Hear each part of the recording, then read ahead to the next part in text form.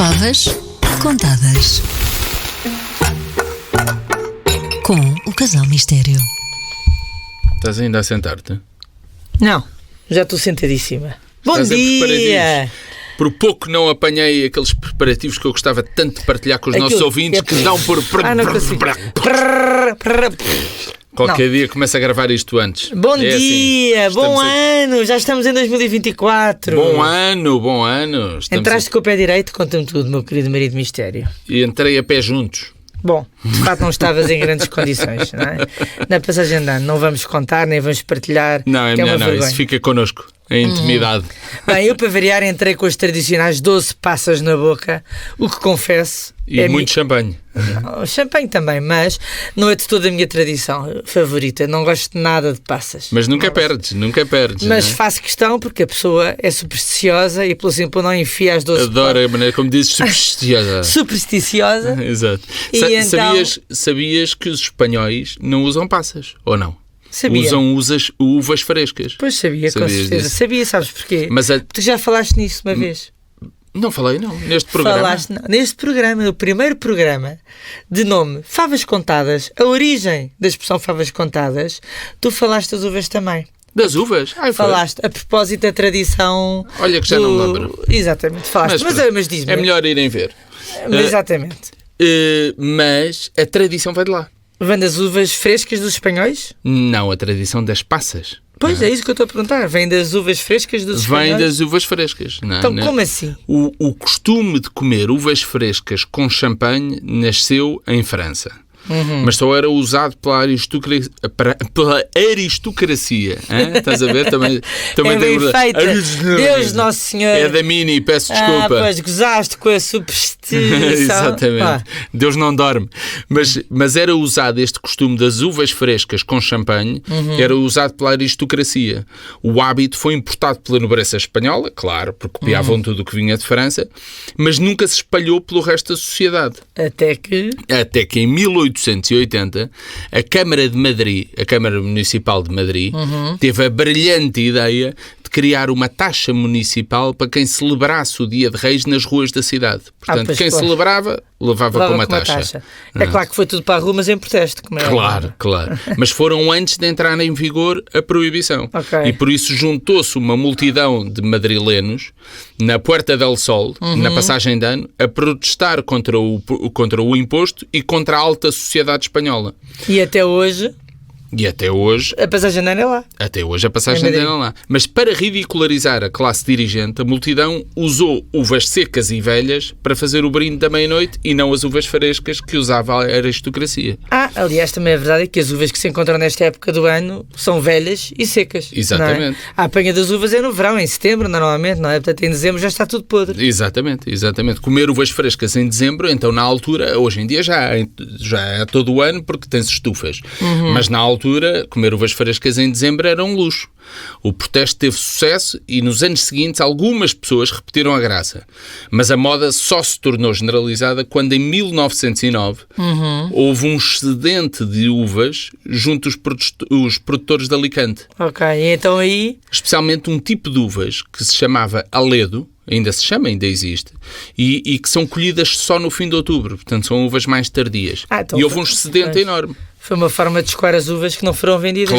Claro. Para conseguirem vender as sobras, estes produtores de Alicante lançaram uma campanha a preços baixos, em que vendiam pacotes de 12 uvas... Santinha. Peço desculpa, não estava a dizer. Para escoar, vendiam pacotes de 12 uvas a que chamavam as uvas da sorte. Então vem daí as 12 passas. Vem daí as 12 passas. Segundo um historiador espanhol, no fim de dezembro, estas uvas já estavam maduras demais e meio murchas. Por isso é que eles tentaram escoar. E já não eram uvas verdadeiramente frescas. E em Portugal, onde o costume chegou uns anos depois, é evidente que ainda vinham mais murchas. Portanto, e já por vinham isso conservadas. já vinham em conserva, secas ao sol, que são as nossas uvas passas. Estás a ver como aprendes sempre coisas comigo? Aprendo tanto. Mas nós estamos cá hoje, é muito interessante. Mas por acaso não estamos aqui para falar de passas, não é? Porque essa tradição já acabou anteontem. No ano passado. Já É sim, certo. senhor, mas eu já estou novamente com uma mini porque eu não faço cá...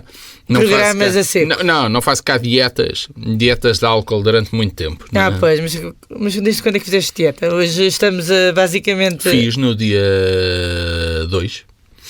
É hoje. De manhã.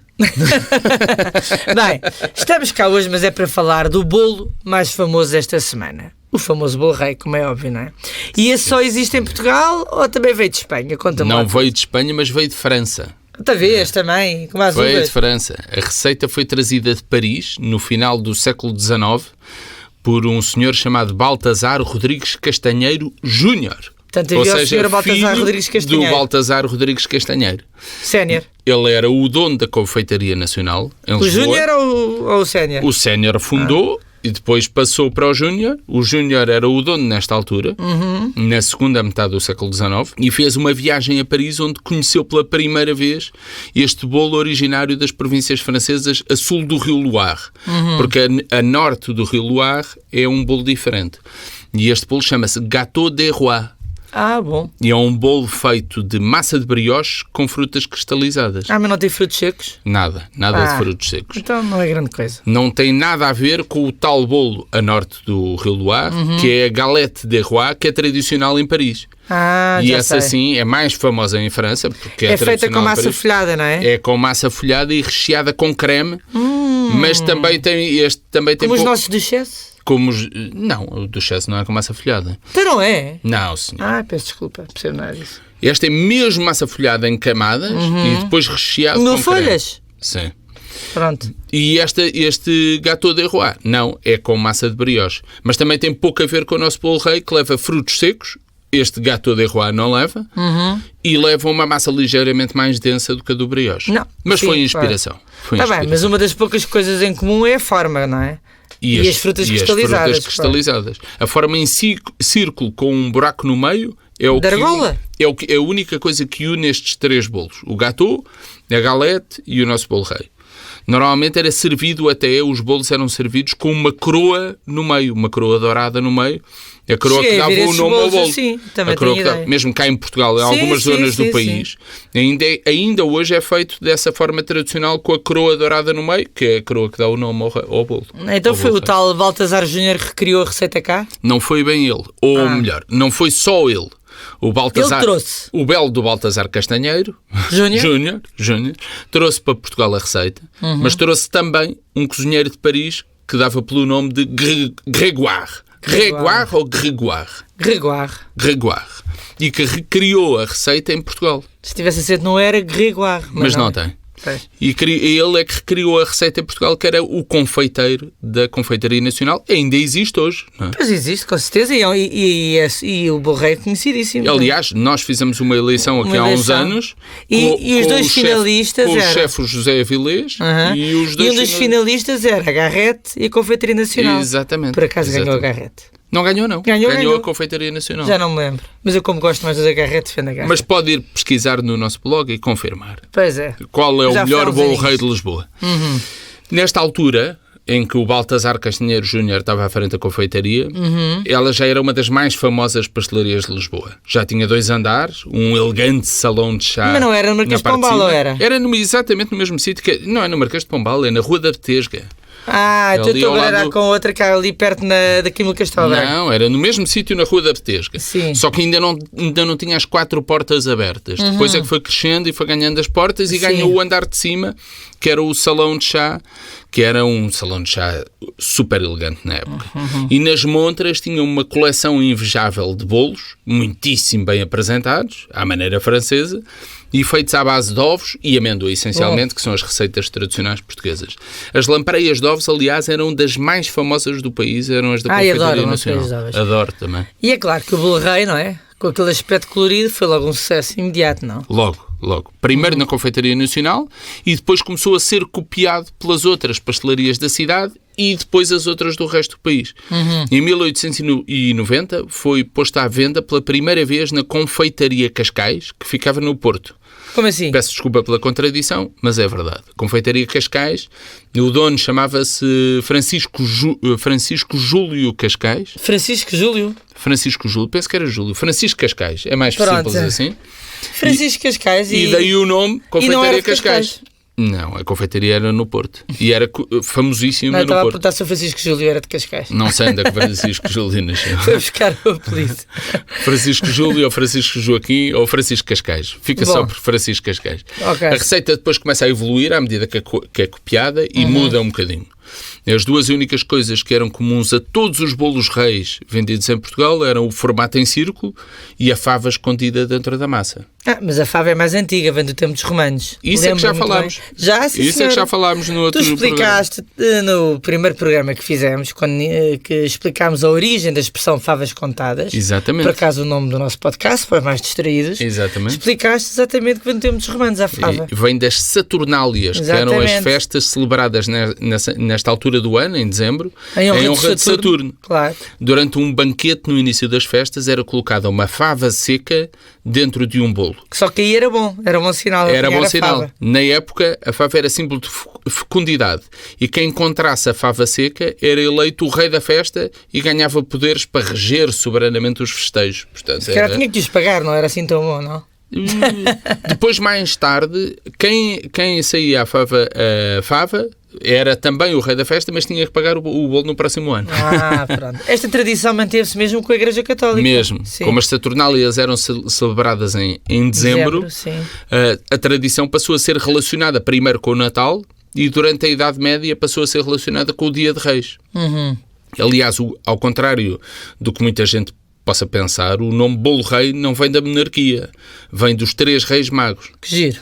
Em França, por exemplo, o bolo que inspirou o Bolo Rei é o Gâteau des Rois, ou bolo dos reis, Dos na reis, tradução. não é de no roi. plural. Pois, Claro. com certeza, é de roi no plural. E os ingredientes também simbolizam os reis magos. Sim. O Bolo Rei leva gema de ovo pincelada por fora para ficar dourado, o que simboliza o ouro oferecido pelos reis magos ao menino Jesus. As frutas cristalizadas representam a mirra, que é uma resina de uma árvore que cristaliza e pode ser usada para fins medicinais, mas fica mais ou menos com o formato das frutas Então, na cristalizadas. altura devia ser super valiosa, claro. Já o incenso é representado por aquele aroma único do Bolo Rei, que é maravilhoso. De facto, acabadinho de fazer é uma coisa ótimo, maravilhosa. saídinho do forno. A mistura das frutas cristalizadas com a massa cozida, eu acho divinal. É também por isso que o Bolo Rei tinha antes um presente escondido na massa, tal como os reis tinham oferecido o presente ao menino Jesus. Daí o presente escondido na massa. Exatamente. Tem que Eu ter um lembro presente. perfeitamente o presente do Bolo Rei. Não é? Vinha embrulhado em papel vegetal, não era? Eu adorava, quando era miúdo e me saía aliás, andávamos todos, os netos todos, eu lembro perfeitamente. Tudo à procura do Tudo presente. a cortar fatias. Mas eram de fatias, a presentes ver sem se graça acabava o nenhuma. presente. Aquilo eram presentes que não interessavam a ninguém. Eram umas Interessa, mas miniaturas. era uma vitória. Eram umas miniaturas muito desenchabidas. Toda a gente adorava receber a porcaria do presente, mas aquilo não servia para nada. Eu lembro-me até de receber carrinhos em miniatura, que era a maior felicidade, era quando era um carrinho. Mas as rodas nem sequer rodavam. Mas eram mínimos, não? Não me lembro. Eram de umas carrinhos. miniaturas minúsculas e nem sequer a roda. Eu ainda ia ver se a roda rodava, não rodava. O que interessa era a vitória, era ter sacado o presente. Agora o que é que era? Era uma desilusão, de facto. Era uma desilusão. Não, mas uma desilusão muito pior era apanhar a fava. Era ótima para partir dentes. Era. Eu cheguei a partir um dente de leite uma vez a dar uma trinca. Era, aliás, que levavas com a fava quando precisavas de partir um A partir dente de daí, leite. confesso que começava a mexer antes para na boca. Não, e trincávamos. Esmagava a fatia com o E dedo. trincávamos muito devagarinho, que é para ver se apanhávamos com a Sempre a fava. medo, não é? Exatamente. Se cá foi por isso que a Azai acabou com a brincadeira. Verdade. Proibiu as favas e os brinquedos, deixámos de partir os dentes, mas o Bolo Rei perdeu metade da graça. de Também facto. nunca ouvi Eu falar acho. de ninguém que tivesse morrido engasgado com uma fava do Bolo Rei. Bom, se calhar Bem, houve, enfim. não sei. Não sei, eu não conheço, mas se calhar houve. Houve outra época em que todo o bolo esteve proibido. Todo o Bolo Rei. Sim, mas isso não foi por causa da fava. Não. Foi por causa da República. Ao longo dos anos, este bolo dos reis, Sim. foi desaparecendo e só foi ressuscitado pela corte do Luís XIV no século XVII em França. E foi a partir daí que se começou a confundir o bolo dos reis magos com o bolo da monarquia, do rei da Do monarquia. rei. Sim. É claro que com a Revolução Francesa, em 1789, o bolo rei foi proibido em França por causa da associação aos reis de França e não aos reis magos. Mas também não houve nenhuma alma caridosa que explicasse que o bolo homenageia aos reis magos e não à monarquia? Não, pelos vistos não. Mas os confeiteiros, esses conseguiram resolver o problema e passaram a chamar-lhe Gâteau de Sans-Culotte, que é, faça o favor de traduzir, tu, a francófona. A grande francófona. É basicamente o bolo dos sem calças? Mais ou menos. Culotte, eu acho que eram aquelas calças que se usava antigamente, tipo, debaixo das calças para aquecer, como é que chama isso? Sim, eram umas calças, uma espécie de calça, umas não calças é mais curtas. Não é colãs, eram umas calças mais curtas. É tipo os corsários, no fundo. Eram umas calças mais curtas. Sim. Mas o que interessa é o bolo dos sem roupa. O sinal daquilo é o bolo dos sem roupa. E o bolo continua a ser vendido com o nome diferente. Portanto, com o bolo de Sans-Culotte. Em Portugal, com a implantação da República, não foi formalmente proibido, mas quase. Como podes imaginar, qualquer bolo com rei no nome era um ultraje e quase uma traição à pátria na altura louca da Primeira República. E antes que o Estado proibisse, os pasteleiros trataram do assunto e começaram a vendê-lo com vários nomes. Espertos. Foi bolo de Natal, alguns chamavam-lhe bolo de Ano Novo, outros, mais rigorosos e mais graxistas, chamavam-lhe bolo presidente, bolo republicano e até bolo Arriaga, em honra do Manuel da Arriaga, do primeiro Presidente da República. Mas isso também tinha, que era uma Maria vai com as outras. Esta malta não tinha também espinha dorsal. Só faltava dizerem também que o Menino Jesus tinha sido visitado pelos 3 presidentes magos, Exato, não? Em vez dos reis magos, quase. Mas infelizmente o nosso bolo rei sobreviveu. Sim. E hoje temos-lo aqui, quentinho e delicioso à nossa mesa. Nós já comemos no Natal, já comemos na passagem de ano. Mas eu confesso. E vou comer outra vez no Dia de Reis, aviso-te. Mas eu vou só explicar uma coisa. Nós... É mentira. Tu, porque eu sou como bolo rainha. Eu sou um tradicionalista, portanto, tudo como eu adoro bolo rainha e não é para defender os direitos das mulheres, porque isso obviamente defendo sempre e todos os dias. É mesmo porque não, detesto frutas cristalizadas, não consigo perceber a graça. Eu acho que depende das frutas cristalizadas. Tu perdes com isso porque ficas sem a mirra nos Reis Magos, mas depende das frutas cristalizadas. Não há nenhuma que eu gosto, já experimentei todas. Há umas mais pequeninas, são mais bem feitas e quando são caseiras são muito melhores. Mas não faz mal, fico sem a mirra, mas fico com as amêndoas e os pinhões que são bem melhores. Adoro.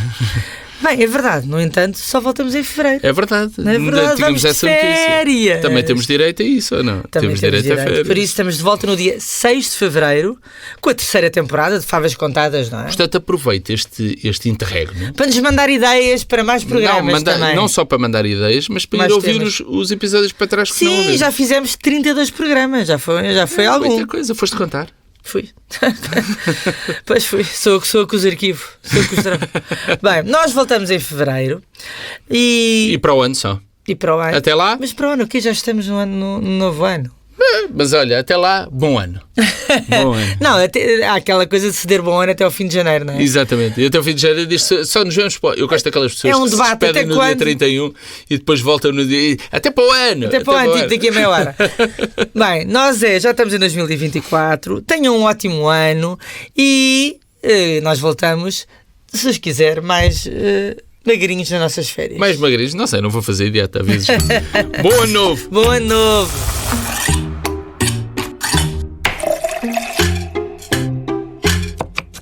Favas Contadas com o Casal Mistério.